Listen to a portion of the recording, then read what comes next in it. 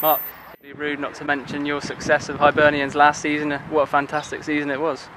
Yeah, it was, because I've gone back to the club, you know, and things weren't so good, and we had a small squad, and I think we over-excelled. We had a really good season, and then in the European campaign we got to the next round and played Red Bull Salzburg, beating the Estonian team in the Champions League. So it was all good investment for the club, so it was success. We know now that it's tough the second year always after winning something, and we've been unfortunate with our striker.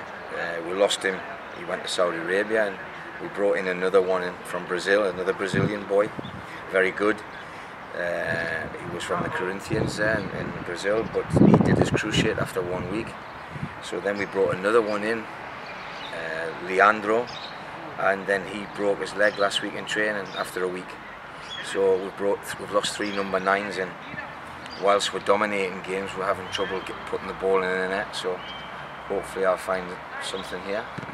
And you talk about finding something here. You've been on countless PSC tours and the combines. And what's something that you always look for in a player? What's the fundamentals, should I say? Well, apart from the skill factor, the technical factor, you're looking at his character, and we like to come down even to watch the train and see the boys. And by the 3rd day, you get to know them from the training session, not just as well as the game.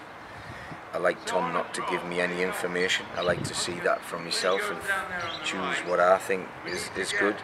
And then we'll look at him in training, and then we'll look at him again in the game. But generally we're looking for people who have a good work ethic, which generally who come here, they all have. Good character, good boy, part of the group, can be a real team player.